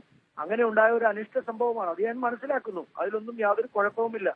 അത് അപ്പോൾ ഞാൻ പറഞ്ഞു, ഇദ്ദേഹം മദ്യപിച്ച് ലക്കുകെട്ടി. ഇദ്ദേഹത്തിന്റെ വാഹനത്തിനകത്ത് മദ്യക്കുപ്പി ഉണ്ടായിരുന്നു. ഇദ്ദേഹം സ്ത്രീകളെ തോളിൽ പിടിച്ച് തട്ടിയെടുത്തുണ്ടായിരുന്നു. അതൊന്നും വിഷ്വലിൽ കിട്ടിയിട്ടില്ല. രണ്ടാമത്തെ വിഷ്വലിലാണ് ബാക്കി തെറിയും മറ്റുള്ള കാര്യങ്ങളൊക്കെ നമുക്ക് രണ്ടാമത് കേൾക്കാൻ കഴിഞ്ഞത്. അപ്പോൾ അങ്ങനെ ഉണ്ടായ ഒരു സംഭവത്തിൽ അദ്ദേഹത്തിന്റെ ഒരു സ്വഭാവം അതായിരുന്നെങ്കിൽ ഞങ്ങളത് അംഗീകരിക്കുന്നു. അദ്ദേഹത്തെ ഞങ്ങൾ ആ രീതിയിലാണ് കാണുന്നത്. മറുഭാഗത്ത് സതീശനെ പോലുള്ള ആളുകളൊന്നും മനസ്സിലാക്കണം. MG യൂണിവേഴ്സിറ്റിയിൽ AISFന്റെ സംസ്ഥാന സെക്രട്ടറിക്കെതിരെ ഉണ്ടായ അധിക്ഷേപം ഞാനതിവിടെ പറയാൻ ആവർത്തിക്കുന്നില്ല. നിങ്ങൾ ആദ്യം നിങ്ങളെ സഖാക്കന്മാരെ പോയി പഠിപ്പിക്കണം. നിങ്ങളുടെ വിദ്യാർത്ഥി നേതാക്കന്മാരെയും യുവജന നേതാക്കന്മാരെയും ആളുകളോട് എങ്ങനെ സംസാരിക്കണമെന്ന് പോയി പഠിപ്പിക്കും. എന്നിട്ട് കോൺഗ്രസിനെ സംസ്കാരം പഠിപ്പിക്കാൻ പാ. ഞങ്ങൾ പറയുന്നത്, ഞങ്ങൾ ആരും അത്തരത്തിൽ സംസ്കാര ശൂന്യരായി പ്രവർത്തിക്കുന്ന ആളുകളൊന്നുമല്ല. നാട്ടിലെ ജനങ്ങളുടെ ഒരു ജനകീയ വിഷയവുമായി ബന്ധപ്പെട്ട് നടത്തിയ ഒരു വലിയ സമരമാണ്. ഞങ്ങളുടെ മനസ്സിലൊരു ആശയമുണ്ട്. ഇത് ജനങ്ങളുടെ മുമ്പിൽ എത്തിക്കണം, അധികാരികളുടെ മുമ്പിൽ എത്തിക്കണം. ഇത് അധികാരികൾ കാണണ്ടേ? ഇത് നാട്ടിൽ ഇതിനേക്കാൾ രൂക്ഷമായ സമരങ്ങൾ ഉണ്ടാകുമെന്ന് അവർക്ക് ബോധ്യപ്പെടണ്ടേ? ഇനിയും ക്രൂഡ് ഓയിലിന് വില കൂടുമ്പോൾ, ഇത്രയധികം ടാക്സ് വർദ്ധിപ്പിച്ച് വീണ്ടും പോകുമ്പോൾ, സംസ്ഥാന സർക്കാർ 1 രൂപ പോലും കുറച്ചല്ല. ഉമ്മൻചാണ്ടി മുഖ്യമന്ത്രിയായിരുന്ന സമയത്ത് 2016 എത്ര രൂപയാണ് കുറച്ചത്? 676 കോടി രൂപയുടെ ഇളവാ നൽകിയത്. അധിക നികുതി വേണ്ടെന്ന് വെച്ചു സംസ്ഥാന സർക്കാർ. ഇവർ 1 രൂപ പോലും വേണ്ടെന്ന് വെച്ചു. 50 പൈസ കുറച്ചു കൊടുത്തു. സതീഷ് വലിയ വർത്തമാനം പറയുന്നുണ്ടോ? ഡിവൈഎഫ്ഐ നേതാക്കന്മാർ ഒന്ന് ആവശ്യപ്പെടണ്ടേ? നിങ്ങളുടെയൊക്കെ ആസനത്തിൽ ആല് മുളച്ചാൽ അത് തണലാണെന്ന് പറയുന്ന ആളുകളാണ്. ഭരണവിലാസം സംഘടനയാണ് ഡിവൈഎഫ്ഐ. ഒരു സംശയം വേണ്ട സതീശൻ. പക്ഷേ ഞങ്ങൾ ഇവിടെ വളരെ കൃത്യമാണ്. അതിരൂക്ഷമായ സമരങ്ങളിലേക്ക് പോകേണ്ടി വരും എന്നുള്ളതാണ് കോൺഗ്രസിന്റെ നിലപാട്. രണ്ട് കൂട്ടരുടെ നിലപാടുകളുണ്ട്. Okay, fine. Shri B Unnikrishnan, കലാകാരന്മാരും സമൂഹത്തിലുള്ളവരാണ്. ഈ എണ്ണവില വർധന ഉണ്ടാക്കുന്ന പ്രതിസന്ധി വളരെ വളരെ വ്യത്യസ്തങ്ങളായ തലങ്ങളിലാണ്. ഒന്ന്, യാത്രാ ചെലവ് കൂടും, അവശ്യ സാധനങ്ങളുടെ വില വർദ്ധിക്കും, ഹോട്ടൽ ഭക്ഷണത്തിന്റെ വില വർദ്ധിക്കും. അങ്ങനെ ജനജീവിതം, പ്രത്യേകിച്ച് സാധാരണക്കാരുടെ ജീവിതം വലിയ ബുദ്ധിമുട്ടിലാണ്. അപ്പോൾ അങ്ങനെയുള്ള ഘട്ടങ്ങളിൽ പ്രതികരിക്കാനുള്ള ഒരു ബാധ്യത കലാകാരന്മാരെ സംബന്ധിച്ചും ഇല്ലേ? ട്രാഫിക് ബ്ലോക്കിന്റെ കാര്യത്തിൽ മാത്രം പ്രതികരിച്ചാൽ പോരല്ലോ. തീർച്ചയായിട്ടും ഉണ്ട്. അതിനൊന്നും ഒരു സംശയമില്ല. ഞങ്ങളുടെ കൂട്ടത്തിൽപ്പെടുന്ന എന്റെ സഹപ്രവർത്തകർ, ഞാൻ ഉൾപ്പെടെയുള്ള ആളുകൾ ഇത്തരത്തിലുള്ള സാമൂഹിക പ്രശ്നങ്ങൾ വരുമ്പോൾ തീർച്ചയായിട്ടും പ്രതികരിക്കുന്നവർ തന്നെയാണ്. ഇന്ന് വളരെ സ്പെസിഫിക് ആയിട്ട് ഈ വിഷയം ചർച്ച ചെയ്തുകൊണ്ട് ഇതിലേക്ക് മാത്രം ഊന്നി നമ്മൾ സംസാരിച്ചു എന്നുള്ളതേ ഉള്ളൂ. എനിക്ക് തോന്നുന്നു അഭിലാഷ്, ഇതിനകത്ത് ഒരു കാര്യം കൂടി എനിക്ക് പറയേണ്ടതുണ്ടെന്ന് തോന്നുന്നു. കാരണം ഇത് നമ്മള് ഇപ്പോ ഈ ഇവിടെ സമരം നടത്തിയ കോൺഗ്രസ് എന്ന കക്ഷിയെ എല്ലാവരെയും നമ്മൾ ഈ വിഷയത്തിനകത്ത് ഇത്രയും നിശ്ചിതമായി വിമർശിക്കുന്നതിന്റെ കൂട്ടത്തിൽ ഒരു കാര്യം പറയാതെ പോകുന്നത് ശരിയാണെന്ന് എനിക്ക് തോന്നുന്നില്ല. ഇതിനകത്ത് ബഹുമാനപ്പെട്ട പ്രതിപക്ഷ നേതാവുമായിട്ട് ഞാൻ 2 or 3 തവണ സംസാരിച്ചു. ഞാൻ ജോജുവിനെ കാണാനായിട്ട് പോലീസ് സ്റ്റേഷനിലേക്ക് പോകുന്നതിനും അദ്ദേഹത്തെ വിളിച്ചു. അപ്പോൾ അദ്ദേഹം സഭയിൽ നിന്ന് ഇറങ്ങി വന്നിട്ട് എന്നോട് പറഞ്ഞു, എനിക്ക് ജോജുവിനോട് സംസാരിക്കണമെന്ന്. അപ്പൊ ജോജുവിനോട് അദ്ദേഹം നേരിട്ട് സംസാരിച്ചു. അതിനുശേഷം ജോജുവിന്റെ വീട്ടിലേക്ക് ഇവരൊരു സമരപരിപാടിയായിട്ട് പോയപ്പോ അദ്ദേഹം തിരിച്ച് ഫോണിൽ അദ്ദേഹം എന്നെ വിളിച്ച് അറിയിക്കുകയുണ്ടായി, അത് തെറ്റായ ഒരു സംഗതിയാണ്, വളരെ കർശനമായിട്ട് അത് ഉണ്ടാവരുത് എന്നുള്ള നിർദ്ദേശം തൃശൂർ ഘടകത്തിന് കൊടുത്തിട്ടുണ്ട് എന്ന് അദ്ദേഹം പറഞ്ഞു. അപ്പൊ എനിക്ക് തോന്നുന്നു കോൺഗ്രസിനകത്ത് തന്നെ ഈ ഒരു സമര രീതിയോട് അല്ലെങ്കിൽ ജോജുവിന്റെ സംഭവം കൈകാര്യം ചെയ്തതിനോട് വളരെ വ്യത്യസ്തമായ അഭിപ്രായങ്ങളുണ്ട്. എന്തായാലും ഒരു കേഡർ പാർട്ടി ആകാൻ ശ്രമിക്കുന്ന അതിന്റെ ഇത്തരത്തിലുള്ള ഉള്ളിലുള്ള വിഭിന്ന സ്വരങ്ങളെ മുഴുവനും സ്മോദർ ചെയ്തുകൊണ്ട് ഒരു ഒറ്റ ശബ്ദത്തിലേക്ക് മാറാൻ ശ്രമിക്കുന്ന കോൺഗ്രസ്, എനിക്ക് തോന്നുന്നു ആ ഒരു ഫോർമാറ്റിലേക്ക് മാറാനായിട്ട് അവർക്ക് ഒരുപാട് പരിണിതപ്പെടേണ്ടതുണ്ട്. കാരണം വർഷങ്ങളായി അവർ തുടർന്നു വന്ന ഒരു പൊളിറ്റിക്കൽ പ്രാക്ടീസ് ഉണ്ട്, അതിന്റെ ഒരു സംസ്കാരമുണ്ട്, അതിന്റെ ഒരു സ്വഭാവമുണ്ട്. അതെല്ലാം ഒരു ദിവസം കൊണ്ട് അങ്ങ് മാറുമെന്ന് എനിക്ക് തോന്നുന്നില്ല. എന്തായാലും ഈ വിഭിന്ന സ്വരങ്ങൾ കൂടി കാണാതെ പോകരുത്. അത് ഞങ്ങളെപ്പോലുള്ളവർക്ക് ഈ രംഗത്ത് നിന്ന് പ്രവർത്തിക്കുന്ന ഇന്ന് ജോജുവിനോടൊപ്പം പോയി നിന്ന് അദ്ദേഹത്തിന്റെ ആ മണിക്കൂറുകളിൽ അദ്ദേഹത്തോടൊപ്പം സഞ്ചരിച്ച എന്നെ പോലെ ഒരാൾക്ക് വലിയ ആശ്വാസം നൽകുന്ന നിലപാടായിരുന്നു പ്രതിപക്ഷ നേതാവിൻ്റെത് എന്നുകൂടി പറയാൻ ഞാൻ ഈ അവസരം ഉപയോഗിക്കുക. തീർച്ചയായിട്ടും പെട്രോൾ ലിറ്ററിന് നാളെ 48 പൈസയാണ് വർദ്ധിക്കുക. പ്രേക്ഷകർക്ക് ഈ സമയത്ത് ലഭ്യമാക്കാൻ കഴിയുന്ന ഒരു ഇൻഫർമേഷനാണ്. എല്ലാ ദിവസവും കൂടിയാണ്. ശ്രീ ജയസൂര്യൻ ഇപ്പോൾ നേരത്തെ പറഞ്ഞല്ലോ, GSTയിൽ പെടുത്തി 28% ടാക്സ് ആക്കുന്ന കാര്യം വേണ്ടെന്നേ. ഈ രാജ്യത്തെ ജനങ്ങൾക്ക് അത്രയും കുറഞ്ഞ വിലക്കൊന്നും പെട്രോൾ വേണ്ട. 65 രൂപയ്ക്കോ 60 രൂപയ്ക്കോ ഒന്നും പെട്രോൾ വേണ്ട. ഒരു ലിറ്ററിന് 65, 70, 75 പോട്ടെ 80 രൂപയ്ക്കെങ്കിലും കിട്ടുന്ന സാഹചര്യം ഒരുക്കാമല്ലോ കേന്ദ്ര സർക്കാരിനെ സംബന്ധിച്ച്. ഈ സമീപകാലത്ത് കോവിഡ് തുടങ്ങിയതിന് ശേഷം എത്ര തവണയാണ് ടാക്സിൽ വർധന ഉണ്ടാക്കിയിരിക്കുന്നത്? അതും എക്സൈസ് ഡ്യൂട്ടി ആയിട്ടല്ല, ബേസിക് എക്സൈസ് ഡ്യൂട്ടി ആയിട്ടല്ല വർദ്ധിപ്പിച്ചിരിക്കുന്നത്. സെസ് ആയിട്ടും അഡീഷണൽ എക്സൈസ് ഡ്യൂട്ടി ആയിട്ടും ഒക്കെ എത്ര തവണയാണ് ടാക്സ് വർദ്ധിപ്പിച്ചിരിക്കുന്നത്? ഇത്രയും തവണ ടാക്സ് വർദ്ധിപ്പിച്ചതല്ലേ? ടാക്സ് ഒന്ന് കുറയ്ക്കാൻ ഒരു തീരുമാനമെടുക്കൂ. ഈ പറഞ്ഞ പോലെ GSTയിൽ ഒന്നും പെടുത്തി കേന്ദ്രത്തിനും സംസ്ഥാനത്തിനും വലിയ നഷ്ടമൊന്നും ഉണ്ടാക്കണ്ട. ഒരു 5-6 രൂപ കുറയ്ക്കാൻ നാളെ വിചാരിച്ചാൽ പറ്റും. അല്ലെങ്കിൽ 10 രൂപയോ 12 രൂപയോ കുറയ്ക്കാൻ 2 ദിവസം കൊണ്ട് പറ്റും. അങ്ങനെ ഒന്ന് ചെയ്യാമല്ലോ. ജനങ്ങൾക്ക് ഈ എരുതിയിൽ നിന്ന് വറചട്ടിയിലേക്ക് പോകുന്ന ജനങ്ങൾക്ക് അതൊരു വലിയ ആശ്വാസമാവുമല്ലോ.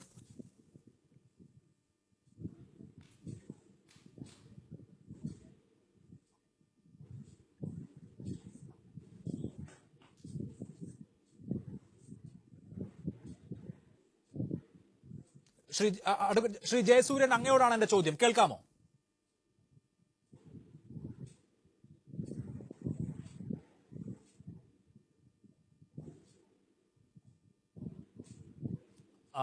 അദ്ദേഹത്തിന്റെ ടെലിഫോൺ കട്ടായോ എന്നെനിക്ക് സംശയമുണ്ട്. അത് ശരിയാക്കിയതിന് ശേഷം വരാം. നേരത്തെ നമ്മൾ സംസാരിച്ചുകൊണ്ടിരുന്ന കാര്യത്തിലേക്ക് വരികയാണെങ്കിൽ ശ്രീ സതീഷ്, ഇക്കാര്യത്തിൽ CPM-നെ സംബന്ധിച്ചും അതുപോലെ തന്നെ ഇടതുമുന്നണിയെ സംബന്ധിച്ചും ഒക്കെ ഓരോരുത്തർക്കും ഓരോ നിലപാടുണ്ട്. ഇപ്പോൾ സംസ്ഥാനങ്ങൾ ഭരിക്കുന്നത് എല്ലാം BJP സർക്കാരുകളല്ല. കേരളം ഭരിക്കുന്നതല്ല, തമിഴ്നാട് ഭരിക്കുന്നതല്ല, പശ്ചിമ ബംഗാളല്ല, മഹാരാഷ്ട്രയല്ല. അപ്പോൾ ഈ വിവിധ സംസ്ഥാനങ്ങളെ സംബന്ധിച്ച് അങ്ങനെയാണെങ്കിൽ ഈ പെട്രോൾ നികുതിയുടെ കാര്യത്തിൽ ഏകോപിതമായിട്ടുള്ള ഒരു പൊതു സമീപനം എടുക്കാമല്ലോ. അങ്ങനെ എടുക്കുന്നില്ലല്ലോ. എത്രയോ കാര്യങ്ങളിൽ ഇപ്പോൾ ഫെഡറൽ ഫ്രണ്ട് എന്നൊക്കെ പറഞ്ഞ് സമാനമായ സമീപനം എടുക്കുന്നു. പക്ഷേ ഈ പെട്രോളിയം ഉൽപ്പന്നങ്ങളുടെ വില കുറയ്ക്കുന്ന കാര്യത്തിൽ മാത്രം ഈ രാജ്യത്തെ ഭരിക്കുന്ന ഒരു പാർട്ടിക്കും താല്പര്യമില്ല എന്നുള്ള വസ്തുത അംഗീകരിക്കാതെ നമുക്ക് മുന്നോട്ട് പോകാൻ കഴിയുമോ?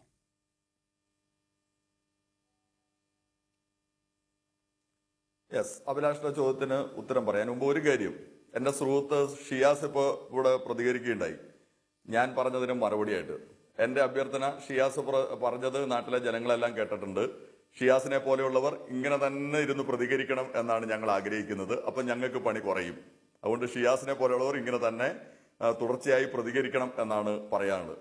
പിന്നെ ഞങ്ങളെ സമരത്തിന്റെ സംസ്കാരമൊക്കെ പഠിക്കാൻ വരുമ്പോൾ നമ്മുടെ സോളാർ സമരകാലത്ത് നിങ്ങളുടെ പ്രവർത്തകയായിരുന്ന ഒരു സദ്യ പിന്നീട് സമര നായിക എന്നൊക്കെ പറഞ്ഞ് മാധ്യമങ്ങൾ എഴുതി പിറ്റേ ദിവസം മനോരമ വലിയ രൂപത്തിൽ അവതരിപ്പിച്ച് എഡിറ്റോറിയലൊക്കെ എഴുതിയതാണല്ലോ. ആ സമര നായിക ഞങ്ങളെ വന്ന് കയർക്കുമ്പോൾ ആ സമരനായിക തിരിച്ചു പോകുമ്പോൾ ഒരു പോറൽ പോലും ഏറ്റിരുന്നില്ല. സ്കൂട്ടറിലാണ് വന്നത്, ഒരു പോറൽ പോലും ഏറ്റിരുന്നില്ല. ഇന്ന് ജോജു നിന്ന അവസ്ഥയിലായിരുന്നില്ല എന്ന് ഒന്ന് ഓർമ്മപ്പെടുത്തുകയാണ്. ഇവിടെ പിന്നെ ടാക്സിനെ സംബന്ധിച്ചാണ് ഏകീകൃതമാക്കി കൂടെ. ഇതാണ് അഭിലാഷ് ചോദിച്ച ചോദ്യത്തിന്റെ ഉള്ളടക്കം എന്നാണ് എനിക്ക് തോന്നുന്നത്. അല്ല, നമ്മള് GST ഉൾപ്പെടെയുള്ള കാര്യങ്ങളുമായി ബന്ധപ്പെട്ടുകൊണ്ട് നമ്മുടെ അനുഭവം ഇന്ന് മുമ്പിൽ നിൽക്കുകയാണ്. കേരളം ഉൾപ്പെടെയുള്ള സംസ്ഥാനത്തിന്റെ വരുമാനത്തിലെ ഏറ്റവും പ്രധാനപ്പെട്ട സ്രോതസ്സുകളൊന്ന് പെട്രോളിയം ഉൽപ്പന്നങ്ങളുടെ ടാക്സ് ആണ്. ആ പെട്രോളിയം ഉൽപ്പന്നങ്ങളുടെ വില ഇന്ന് വർദ്ധിക്കാൻ ഇടവരുത്തുന്നതിന് കാരണം സംസ്ഥാന സർക്കാരുകൾ ഈടാക്കിക്കൊണ്ടിരിക്കുന്ന ടാക്സ് അല്ല, മറിച്ച് ഇവിടെ അഭിലാഷ് തന്നെ സൂചിപ്പിച്ച സംസ്ഥാന സർക്കാരുകൾ ഈടാക്കുന്ന ടാക്സ് അല്ല, പക്ഷെ ടാക്സ് വർദ്ധിപ്പിക്കുമ്പോൾ അല്ലെങ്കിൽ വില കൂടുമ്പോൾ അതിന് ആനുപാതികമായ വർധന സംസ്ഥാനത്തിന് കിട്ടുന്ന ടാക്സിൽ ഉണ്ടാവും എണ്ണത്തിൽ എന്നുള്ളതാണ് അതിന്റെ വസ്തുത. ഞാൻ വരാം. ശ്രീ ജയസൂര്യൻ, ഞാൻ നേരത്തെ ചോദിച്ചത് വേണ്ടെന്നേ GST-യിലൊന്നും പെടുത്തണ്ട, ഇതിന്റെ അഡീഷണൽ എക്സൈസ് ഡ്യൂട്ടിയും സെസ്സും ഒക്കെ ഇങ്ങനെ ഓരോ കൊല്ലവും ചുമത്തി വരുന്നത് കുറെയൊക്കെ ഒന്ന് കുറച്ചാൽ അത്രയും ആശ്വാസം ജനങ്ങൾക്ക് കിട്ടില്ല എന്ന് ഞാൻ നേരത്തെ ചോദിച്ചിരുന്നു. സാങ്കേതിക തകരാറ് മൂലം കേട്ടില്ല.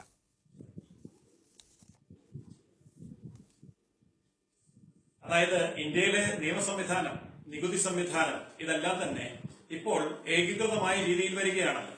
അപ്പൊ 40-ലധികം നികുതികൾ ഉണ്ടായിരുന്നത് ഒന്നിച്ചിട്ടാണല്ലോ GST ഉണ്ടായത്.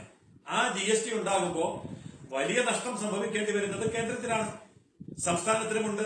എന്നാൽ അതുപോലെ തന്നെ വരുമാനവുമുണ്ട്.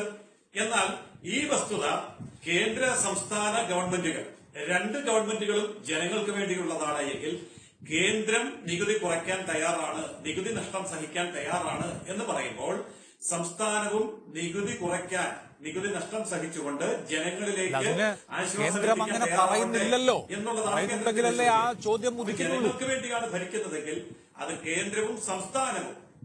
അല്ല, കേന്ദ്രം ഞങ്ങൾ നികുതി കുറയ്ക്കാൻ തയ്യാറാണെന്ന് പറയണ്ട, കുറച്ചാൽ മതി. അങ്ങനെ ചെയ്യുന്നില്ലല്ലോ, ചെയ്തിട്ടില്ലല്ലോ. പിന്നെ നമ്മൾ അത് അങ്ങനെ ആലോചിക്കുന്നതിൽ എന്ത് പ്രസക്തി? അല്ല, അങ്ങനെ ചെയ്യുന്നുണ്ടല്ലോ. അല്ല, അത് കൃത്യമായിട്ട് പറയാം. അതായത് GST എന്ന് പറയുന്ന സംവിധാനം ഈ രാജ്യത്തിന് മൊത്തമാണ്. പെട്രോളിയം ഉൽപ്പന്നങ്ങൾക്ക് GST അല്ലല്ലോ, നല്ലതാണ്. എന്നാൽ പെട്രോളിയം ഉൽപ്പന്നത്തിൽ GST ആണല്ലോ. എന്തുകൊണ്ടല്ല എന്ന് പറയുന്നു? GST ആണല്ലോ. GST ഈ രാജ്യത്തിന് മുഴുവൻ ബാധകമാകുമ്പോൾ ഈ ഒരു കാര്യത്തിൽ മാത്രം എന്തുകൊണ്ട് GST പാടില്ല? എന്തുകൊണ്ട് പെട്രോളിയം ഉൽപ്പന്നത്തിൽ മാത്രം GST പാടില്ല? കേന്ദ്രം ഭരിക്കുന്നത് ആരാ? ഞാനാണോ? BJP അല്ലേ കേന്ദ്രം ഭരിക്കുന്നത്? കേന്ദ്ര സർക്കാർ GST കൌൺസിലിൽ അങ്ങനെ ഒരു പ്രപ്പോസൽ വെക്കട്ടെ. BJP അല്ലേ ഈ രാജ്യത്തെ ബഹുഭൂരിപക്ഷം സംസ്ഥാനങ്ങളും ഭരിക്കുന്നത്? GST കൌൺസിലിൽ BJPക്ക് ഭൂരിപക്ഷം ഇല്ലാത്തത് കൊണ്ടാണ് പെട്രോളിയം ഉൽപ്പന്നങ്ങളെ GST-യിൽ പെടുത്താത്തത് എന്നൊക്കെ പറഞ്ഞാൽ ആളുകൾ അത് തമാശയായി കണ്ടൊരു പക്ഷെ ചിരിച്ചേക്കാം.